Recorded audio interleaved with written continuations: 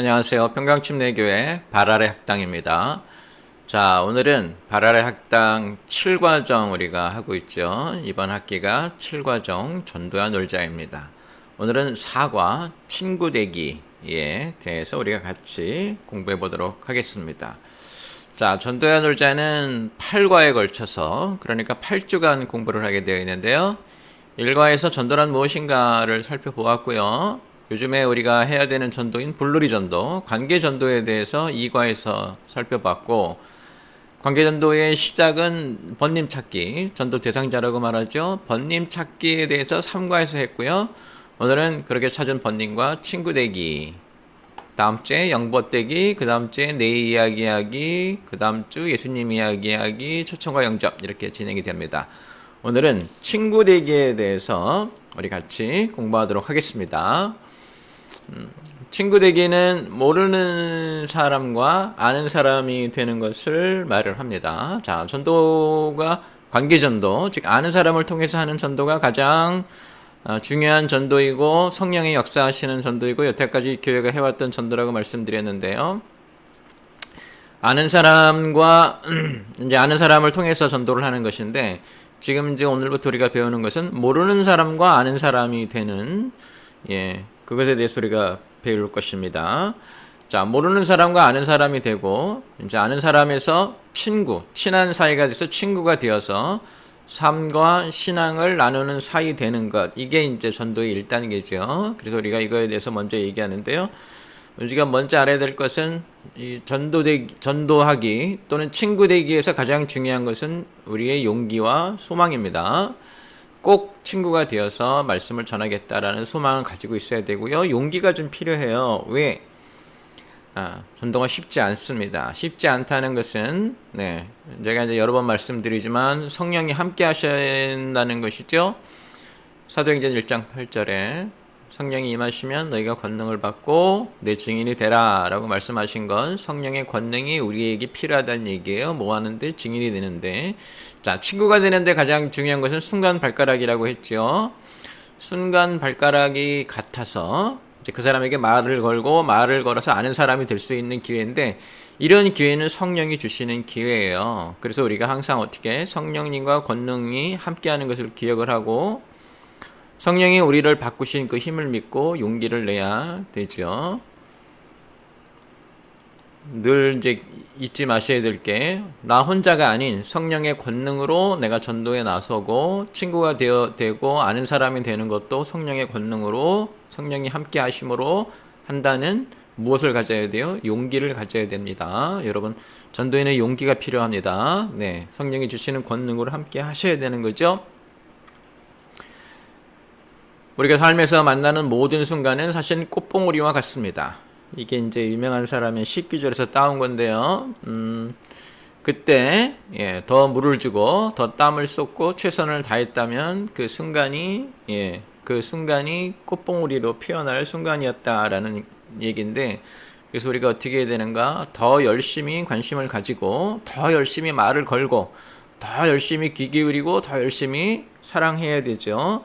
눈을 크게 뜨고 모든 순간이 꽃봉오리인 것을 알고 모든 사람에게 관심을 갖고 내가 전도할 수 있는 기회에 모르는 사람과 아는 사람이 될 수 있는 기회, 아는 사람과 친한 사람이 될 수 있는 기회, 친구가 되는 기회, 나의 삶과 나의 신앙을 나누는 사이가 되는 기회, 그 기회를 갖기 위해서 애를 쓰셔야 됩니다. 자, 먼저 이제 아는 사람 되기에 대해서 먼저 우리가 좀 알아볼게요. 자, 이 순간 발가락에서 얼굴을 트고 말 트는 사이가 되는 것을 아는 사람 되기라고 말합니다. 자, 발가락은 공통점이라 그랬죠? 접촉점이에요. 순간 발가락은 그 사람과 내가 순간적으로 어떤 동일한 경험, 동일한 체험, 아니면 동일한 환경에 있을 때 말 걸 수 있는 사이가 된다고 말씀드렸어요. 그 순간 발가락에서 이제 어떻게 서로 얼굴을 트고 말을 트는 사이가 되는 것인데 튼다라는 게 뭐예요? 막힌 것을 열어놓는 것이죠. 그 전에 몇 번 지나쳤던 사람이지만 내가 어느 순간에 말을 걸고 얼굴을 트는 사이가 되면 이제 아는 사람이 될 수 있기 때문에 그렇습니다. 지나쳐가는 많은 사람들 중에 나를 기억하게 하는 거죠. 인사를 하거나 잡담을 나누는 것으로 우리가 보통 시작을 하는데요. 예, 그래서 많은 사람 중 나를 기억하게 하고 인사로 시작을 하고 예, 사람의 일이죠. 인사가 우리가 보통 이제 사람의 일이라고 표현을 합니다. 인사는 상대방을 인정한다는 것이죠. 아, 내가 저분을 인정한다, 안다, 그다음에 존중한다는 표시고요. 호감의 표시입니다. 보통 우리가 이제 얼굴을 외면하는 거는 무시의 표시죠. 그래서 이 사람들에게 우리가 만났을 때 가장 먼저 시작해야 되는 무엇이냐면 인사입니다. 인사가 예, 사람 사이의 시작이죠. 사람은 또 인정받고 싶어하는 욕구가 있어요. 네, 누구든지 인정받고 싶어 합니다. 그래서 아는 체 하고, 인정해주고, 네, 존중해주고, 호감을 표시하는 건 굉장히 중요한 일이기 때문에, 여러분이 이제 순간 발가락으로 어떤 사람과 동일한 경험, 동일한 체험, 말 걸 수 있는 환경이 조성이 되고, 그러면 말을 걸고, 그 다음에 우리가 꾸준히 해야 되는 게 인사예요. 길에서 만나도 인사하고, 네. 그래서 앞집에 사는 사람도 매일 보게 되는데도 서로 말 걸지 못하는데 인사를 하기 시작하면 그때부터는 이제 말을 걸고 그 사람도 나에게 말을 걸기 시작하고 그럽니다. 그래서 인사가 제일 중요합니다. 우리 민족은 인사를 사람의 기본적인 일이라고 봤죠. 만나거나 헤어질 때 사람 사이의 기본 예의, 그게 이제 인사인 거죠. 또 새로 이사 오면 떡을 돌리거나 이런 것도 다 인사하는 거죠. 새로 왔기 때문에 인사합니다. 개업했기 때문에 인사합니다. 이래서 이제 얼굴을 트는 것이죠.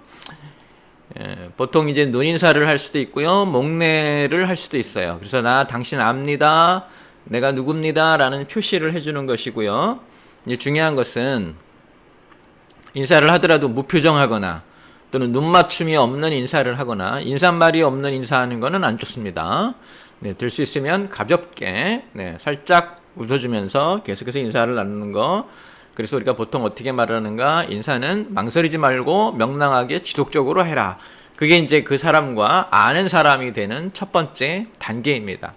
인사는 사람의 일입니다. 여러분 그래서 전도 대단하게 생각하지 마시고요. 가장 뭐부터 시작하느냐? 내 주위에 있는 사람에게 무엇부터? 인사하는 것부터 시작을 하시면 전도의 기회가 오고 그 사람을 알게 되는 계기가 되어 갑니다. 자, 그 다음에 그 사람과 좀 이제 인사를 나누는 사이가 되면 말 걸기를 좀 해야 되는데요. 서로 나눠야죠. 잡담으로 시작하셔야 됩니다. 인사를 나누는 사이가 되면 말을 나누는 사이로 관계를 키워가야 되는데 이 말 걸기는 잡담으로 시작하죠. 인사말 단계에서 잡담을 나누는 단계로 사이를 성장시키는 것인데요. 잡담이란 무엇이냐면 이 사소한 화제예요. 알맹이 없는 말이고요. 용건이 없는 말 또는 답이 없는 말이라고 말을 우리가 보통 합니다. 자, 이렇게 하는 이유는 이 말 자체가 부담이 없고요. 분쟁을 일으키지 않아요. 어떤 분들 보면은 이제 교회 와서도 막 정치 얘기하고 이런 건 되게 부담스럽고요. 분쟁 많이 일으킵니다. 상대방이 어떤 생각을 하고 있지 모르는데 상대방이 지지하는 사람에게 맹목적으로 욕을 하거나 이런 일은 안 좋습니다. 교회 와서 막 정치 얘기하고 누구 뭐 어떻고 이런 얘기 하지 마세요. 서로 부담스럽고요. 신뢰하지 못하게 되는 그런 일이 됩니다. 자, 우리가 잡담으로 시작한다는 얘기는 정말 알맹이 없는 말이에요. 답 없는 말. 답을 해도 좋고 안 해도 좋은 말. 상대방이 들었을 때 부담 없는 말. 그런 말을 해야지 이렇게 막 분쟁 일으킬 수 있는 말로 말 걸고 그렇게 하지 마시기 바랍니다. 이 잡담은 사람과 사람 사이에 마음을 이어주지요. 그래서 상대방이 받기 좋은 말이에요. 부담이 안 되는 말이죠. 사람과 사람 사이를 이어주고 다음 말을 주고받을 수 있는 터가 되기 때문에 상당히 좋은 접근법이 됩니다. 잡담은 또 들어도 그만 안 들어도 그만이기 때문에 한없이 계속될 수도 있고요. 또 도중에 끝낼 수도 있어요. 화제나 정리나 일관성이 없어도 되고요. 이야기를 건너뛰어도 괜찮고 또 말의 그 내용이 아니라 말하는 사람이 기억되는 말이에요. 뭐 날씨에 관한 말들, 요즘 같은 경우는 코로나에 관한 이야기, 이렇게 간단한 받아도 좋고 안 받아도 좋은 얘기, 이런 얘기를 시작하셔야 이제 우리가 서로 대화를 주고받는 단계가 되고요. 제가 아까 말씀드렸지만 부담스럽거나 분쟁을 일으키는 말, 일방적인 말, 자기 지향성, 자기 정치 지향성이거나 또는 자기의 패션 지향성 이런 것을 하면 상대방이 반대의 생각을 갖고 있을 때는 오히려 그렇게 말을 건넨 것이 다시는 만나지 못하는 사람이 되는 계기가 되기도 합니다. 그래서 대단히 조심하셔야 되고요. 말의 내용이 아닌 말한 사람을 기억할 수 있는 말들. 그래서 우리가 잡담으로 시작해야 되는데 가벼운 칭찬, 가벼운 긍정, 가벼운 동의, 그다음에 가벼운 공유. 그리고 기본적으로 점잖게 하셔야 되고요. 다른 사람 험담이나 이렇게 접근하셔서는 안 됩니다. 네, 선한 이미지를 주는 아주 사소한 말들 적당히 해야 돼요. 너무 길면은 또 부담스러울 수 있습니다. 이렇게 이제 인사를 하기 시작한 후에 말 걸기를 해서 그 사람과 내가 말을 주고받는 사이가 되면 그 다음에 이제 우리가 해야 될 일이 친한 사이가 되는 일인데요. 자, 과정을 보면 첫 번째 인사를 시작했죠. 두 번째 가벼운 말 걸기, 잡담이에요. 그 다음에 이제 친한 사이가 되어야 되는데 이 친한 사이는 마음을 써야 가능합니다. 그런 얘기는 무슨 얘기냐면 관심을 갖고 베풀어야 된다는 얘기죠. 상대방에게 관심을 갖고 베풀어야 되는데 처음부터 너무 이렇게 과도한 관심 말고요. 가벼운 관심. 아유, 애가 중학생인가 봐요. 이런 가벼운 관심. 그리고 그렇게 베풀어야지 됩니다. 우리가 이것을 이제 침팬지 법칙이라고 하는데요. 이 침팬지는 자기 이를 잡아주는 친구에게만 먹을 것을 나눠준다 그래요. 동물원에 가면 침팬지들이 서로 이를 잡아주는 것을 우리가 가끔 볼 수 있는데 그런 친구에게만 먹을 것을 나눠준다 그래요. 이게 사람도 마찬가지예요. 나에게 관심을 갖고 나에게 호의를 베풀어주는 사람에게만 나도 관심이 가고 나도 호의를 베풀려고 합니다. 그래서 이제 우리가 어떤 말 걸기가 많이 된 사람에게는 그 다음에 어떻게 친한 사이가 돼야 되는데 친한 사이가 되려면 마음을 써야 가능하다. 이런 말입니다. 예전에 저희가 그 전도하러 다닐 때 이제 떡 산지밟기라 그래서 떡을 좀 나눠드리고 그랬는데요. 작은 거예요. 작은 거 하나로 마음을 베풀고 보통 이제 우리나라에선 떡 갖다 주면 인사를 왔다라고 하기 때문에 떡을 좀 갖다 드리고는 했습니다. 그렇게 접근하는 것이 좋습니다. 내게 마음 주는 사람에게만 내 삶을 나누어 준다. 이런 얘기지요. 그래서 떡 돌리기나 작은 호의로 이웃에게 인사하는 거 매우 중요하고요. 이 배려해주고 호의를 베푸는 거, 사소한 기억 또는 작은 칭찬, 그리고 말에 관심을 가지고요. 또 반대로 할 수도 있습니다. 그 사람에게 도움을 청할 수도 있죠. 사람은 이렇게 도움을 베풀어 줄 때, 그러니까 누군가 나를 의지한다라는 느낌을 받을 때, 누군가 나에게 이렇게 나의 능력이나 나의 재능을 필요로 한다라는 느낌을 주는 것을 좀 좋아합니다. 그래서 우리가 할 수 있지만 옆 사람에게 부탁을 하고 해달라고 하고 하는 것도 대단히 좋은 전략일 수 있습니다. 사람은 베풀고 싶어 한다는 것이죠. 예수님도 우물가의 여인에게 가셔서 그렇게 말씀하셨죠. 물을 달라고요. 이렇게 베푸는 거 사람들이 좋아하기 때문에 그렇게 접근하는 방식도 대단히 중요합니다. 자, 지금 우리가 이제 어디 하고 있냐면 인사 나누기에서 말 거는 사이가 됐고 친한 사이가 됐죠. 자, 친한 사이가 되면은 더 친한 사이가 되기 위해서 이 닮은 발가락을 찾아야 되는데요. 닮은 발가락은 공통점, 접촉점이라고 말씀드렸죠. 제가 그 배경을 말씀드리면 우리나라 옛날에 현대소설, 근대소설 첫 호에 나오는 건데 어떤 사람이 어렵게 회사에 입사했는데 그 사람이 어떻게든 윗사람하고 관계를 맺어서 좋은 관계가 되어서 회사를 오래 다니고 싶었죠. 그래서 어떻게든 지연도 물어보고 학연도 물어보고 어떻게든 공통점을 찾으려고 했는데 공통점이 없었어요. 그래서 어느 날 야외에 갔다가 발을 씻다가 보니까 그 사람 상사, 과장의 발가락과 자기 발가락이 닮았다고 해서 과장님과 저는 발가락이 닮았네요 라고 억지로 공통점을 만들어내죠. 친해지고 오랜 관계를 유지하기 위해서 접근하는 방식인데 거기서 따온 말입니다. 닮은 발가락을 찾아야 됩니다. 닮은 발가락은 두 사람의 공통점이죠. 대충 배경, 이제 고향이 어디냐, 학교가 어디 나왔느냐 이런 것이죠. 그 다음에 직업에 관계된 거, 관심사항, 그 다음에 공동으로 아는 사람도 있을 수 있죠. 누구 아세요? 나도 아는데 이제 이렇게 해서 우리가 계속해서 그 사람을 만날 수 있는, 접촉할 수 있는 그래서 발가락 중심으로 자연스럽고 자주 만날 수 있도록 해야 됩니다.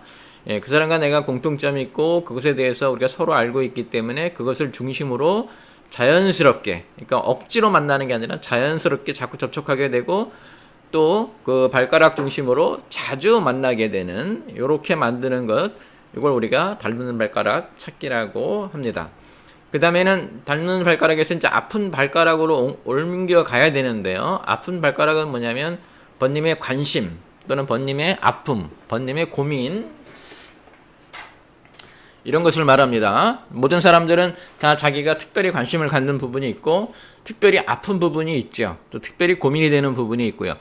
그것에 우리가 집중해서 그 사람의 관심을 가져와야 되고요. 그 관심을 중심으로 예수님을 전할 수 있기 때문에 그렇습니다. 보통 아픈 발가락은 접촉의 중심점이 될 뿐만 아니라 복음 전달의 발판이 되죠. 우리가 예수님 만났던 때를 기억하셔야 돼요. 우리가 어떤 삶의 어려움이 있었을 때 이제 예수님에 대한 관심이 높아지는 것처럼 다른 번님들도 마찬가지입니다. 사람이 살면서 자기 힘으로 해결하지 못하는 점이 왔을 때 그때 비로소 사람들은 육체가 아닌 영혼에 대해서 관심을 갖기 시작하고요. 눈이 띄어져요.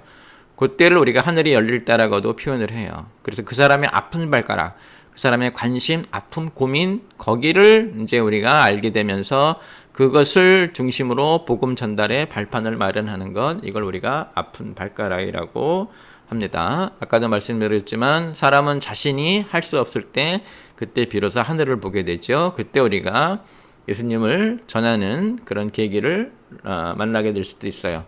우물가의 여인 때도 마찬가지였죠. 예수님 먼저 도움을 청하신 다음에 우물가의 여인의 아픈 부분을 이야기하시고 그것을 다시 하늘로 연결시킨 다음에 그 사람을 구원하는 전도의 계기로 만드셨죠. 그래서 우리도 그렇게 해야 됩니다. 자, 정리하면 먼저 순간 발가락이 닮은 시점에서, 같은 시점에서 인사 나누는 사이가 되고요. 잡담 나누는, 사소한 말 나누는 사이가 되고, 그 다음에 이제 우리가 그 사람과 이제 더 만나기 위해서 닮은 발가락 찾고요. 닮은 발가락을 찾으면 그 다음 단계로는 아픈 발가락을 찾아서 그 사람에게 하늘의 이야기를 전해줄 수 있는 계기를 마련해 주는 것이 좋습니다. 자, 그 다음에 이 사이가 깊어지려면은 번님을 자주 만나야 되는데요. 자주 만나야 전도도 되고 친해지기도 하고 교회도 소개하고 예수님도 전하겠죠. 자주 만나야 되기 때문에 자주 만나기 위해서는 스케줄을 엮어야 됩니다. 스케줄이에요. 스케줄을 엮어야 된다 이 말이에요. 그래서 우리가 그 사람과 자주 만날 수 있도록 그런 일정들을 정해야 되는데요. 나의 삶과 번님의 삶이 엮여야 된다 이런 말이죠. 자주 만나지 못하면 전도하기가 되게 어려워지는 겁니다. 자주 만나야 비로소 우리가 뭘 할 수 있는가, 하늘을 전할 수 있고 예수님을 전할 수 있기 때문에 그렇습니다. 자주 만나야 또 콩나물에 물을 계속 줄 수 있죠. 만날 때마다 콩나물이 물을 주는 거예요. 다 빠져나가지만 그래도 그 콩나물은 그 빠져나가는 물을 받아서 자라듯이 우리가 계속해서 번님을 만날 수 있어야 그 사람에게 계속 콩나물에 물 주듯이 물을 줄 수 있고요. 복음을 전할 수 있고요. 그것을 가지고 조금씩 그 사람이 이제 받아먹고 성장하게 된다 이런 말이죠. 그래서 가장 많이 해야 되는 게 같이 먹는 거. 식사 한번 합시다. 이게 우리나라 좋은 인사말 중에 하나죠. 같이 먹는 거는 사람과 친해지는 기본입니다. 우리 한솥밥을 먹는 사이가 된다고 흔히 말하는데 식구가 되는 것이죠. 자, 그 다음에 이제 집으로 초청하는 방법도 있습니다. 집을 보여준다는 얘기는 마음을 열어놓는다는 얘기죠. 그래서 이제 이것이 중요하고요. 같이 놀 수 있는 거, 운동을 같이 하거나 쇼핑을 같이 하거나 산책을 같이 하거나 등산을 같이 하거나, 교회에서도 이렇게 등산 가는 일도 있고 여러 가지 자주 만날 수 있도록 가족들이 좀 참여할 수 있도록 자꾸 기회를 만들어줘서 교인들과 어울리고 목사님과 어울리고 자꾸 어울리게 하는 거. 그래서 그 사람이 교회에 나오는데 마음에 부담이 없도록 만들어주는 것도 되게 중요하다. 이제 제가 그렇게 해서 우리가 여러 가지 활동들을 하는데 전도할 때도 마찬가지입니다. 같이 먹기도 하고 집으로 초청하기도 하고 같이 놀기도 하고, 중요한 건 주기적이고 장기적으로 만나는 것도 중요하고 주기적이고 장기적으로 도움을 주고받는 것도 중요합니다. 그 사람이 필요로 하는 거 도와주고 또 나한테 필요한 걸 그 사람이 나를 도와줄 수 있도록 하고, 그래서 교회나 가정의 일에도 도움을 청하는 게 좋은 것이죠. 가장 중요한 게 이거예요. 어울려야 된다 이런 말이에요. 그러려면 스케줄이 엮여져야 돼요. 즉 그 사람과 나의 삶의 스케줄이 자꾸 겹쳐야 돼요. 자주 만나야 전할 수 있어요. 예, 이제 이 사람은 나는 한 번밖에 못 본다라고 복음을 확 전해버리고 자기 만족하는 그런 전도하지 마시고 꾸준히 만날 수 있는 계기가 돼서 뭘 계속 갖다 준다든가 철마다 어떻게 바꾼다든가 이렇게 꾸준히 만나서 그 사람과 어울려주고 장기적인 접촉을 계속할 수 있어야 우리가 이제 그 다음에 뭐가 된다? 전도할 수 있는 계기가 됩니다. 이것이 이제 친한 사람이 되는 과정입니다. 아는 사람에서 친구 사이가 되는 번님이 되는 과정. 순간적으로 발가락이 같을 때, 이제 말 걸고, 그 다음에 다시 만나면 인사 나누고, 인사 나누면서 가벼운 잡담으로, 말을 나누는 사이로 만들어주고, 그 다음에 이제 친한 사이가 돼야 되는데, 친한 사이가 되려면 그 사람과 나의 공통점이 있어야 돼요. 계속 얘기해 볼 수 있는 공통점이 있어야 돼요. 잡담에서 그 다음 단계가 바로 그 공통점인데, 그 공통점을 우리가 닮은 발가락이라고요. 닮은 발가락에서 머무르시면 안 되고 그 다음에 아픈 발가락을 찾아줘야 돼요.